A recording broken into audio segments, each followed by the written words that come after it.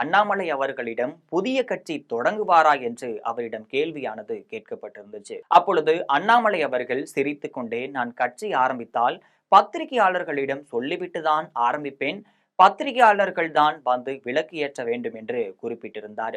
இருந்த போதிலும் அண்ணாமலை தனக்கென தனி ஆதரவாளர்களையும் திரைமறைவுல சேர்த்துட்டு வராரு. இதற்கிடையே அம்மா மக்கள் முன்னேற்ற கழக பொதுச் செயலாளராக இருக்கக்கூடிய டிடிவி தினகரன் சமீபத்தில் பத்திரிகையாளர்களை சந்தித்த போது, தமிழ்நாட்டில் மூன்றாவது மிகப்பெரிய அரசியல் கூட்டணி ஒன்று ஏற்பட போகிறது என்று சூசகமாகவே தெரிவிச்சிருந்தார். வரக்கூடிய சட்டமன்ற தேர்தல்ல நடிகர் விஜய் தலைமையிலான தமிழக வெற்றி கழகத்துடன் அம்மா மக்கள் முன்னேற்ற கழகம் இணைவதுடன் அண்ணாமலை புதிதாக தொடங்கும் கட்சியும் இணையலாம் என்பதுதான் டிடிவி தினகரனின் பேச்சாக அமைந்திருக்கிறது என பேசப்பட்டு வந்துச்சு. இது குறித்து சிறப்பு செய்தியை ஏற்கனவே ஜெம் தொலைக்காட்சி முதலாக வெளியிட்டது நினைவிருக்கலாம்.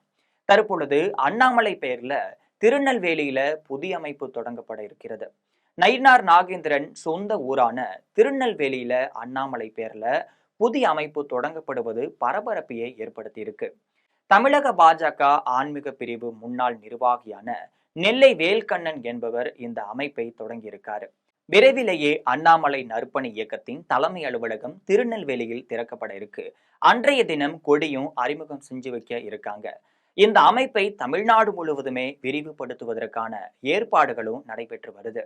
இதுல முக்கிய விசேஷம் என்னவென்றால் பாத்தீங்கன்னா, அண்ணாமலை நற்பணி இயக்கத்தின் அமைப்பு பெயரும் கட்சியும் கொடியும் ஏற்கனவே பதிவு செய்யப்பட்டு விட்டது என்பது குறிப்பிடத்தக்க செய்தியாக பார்க்கப்படுது. இதன் திறப்பு விழாவிற்கு அண்ணாமலை மட்டுமல்லாமல் நயினார் நாகேந்திரனையும் அழைப்பதற்கான ஏற்பாடுகளும் தீவிர முயற்சியில நடைபெற்று வருது.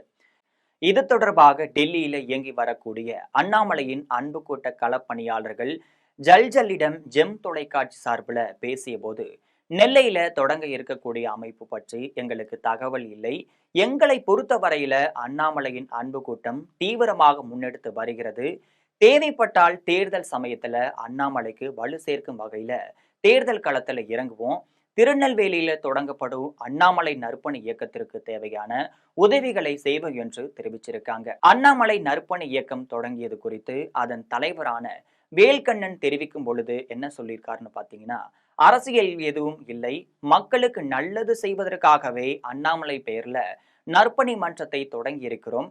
இதை முறையாக பதிவு செய்து கொடியையும் அறிமுகம் செய்ய போகிறோம். இது நயினார் நாகேந்திரனுக்கு எதிரான அமைப்பு அல்ல என்றும் தெரிவிச்சிருக்காங்க. ஏற்கனவே சமீபத்துல சிறந்த அரசியல் தலைவர் யார் என்று மக்கள் மத்தியில கருத்து கணிப்பானது நடத்திய போது அதுல அண்ணாமலைக்கு முதலிடம் கிடைத்தது குறிப்பிடத்தக்கது.